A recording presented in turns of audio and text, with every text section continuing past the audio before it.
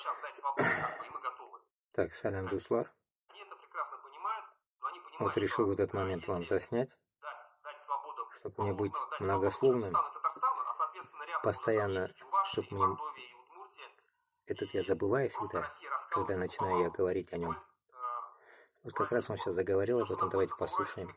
горами, сам Урал, Сибирь, Дальний Восток, они просто автоматически потом отпадут.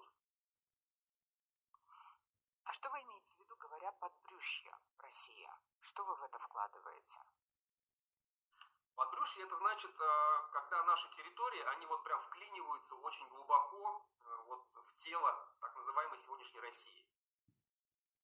Ну, сегодня Башкортостан наш доходит практически до центра России, да, вот наши, а Татарстан еще севернее, он находится в 700 километрах от Москвы. Поэтому, да, это центр России практически. И если эти наши Урало-Волжские республики, так называемые, Идель-Урал, получат независимость, то образуется такая дыра.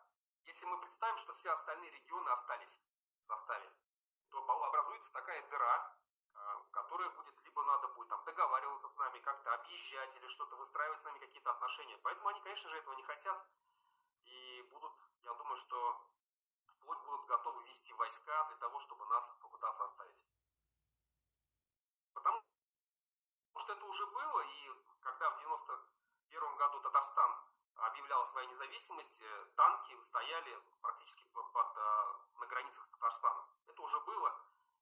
Но я просто надеюсь на то, что в этот раз Россия уже будет до такой степени ослабленной в результате всех вот этих вот экономических процессов, которые сейчас идут, в результате вот этой войны опустошительной, которая сейчас идет.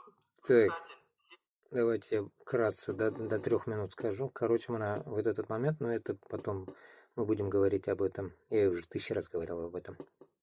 Мана Курдыгес, Габбасов-то очень узкий круг размышления вот этих земель. Все земли нужно отжимать. Никто рядом не будет. Вот здесь он как бы несет пургу постоянно, если я это буду напоминать и буду говорить. Куандыктан башлап до Ненеции, Нинейский автономный округ, который сейчас считается, да, вот до туда, до моря будет все без нажирлярбез. Вот к этому нужно стремиться. Так что уянығыз, башқұртлар һәм татарлар. Бүтін жер безнеке булачак, сказал.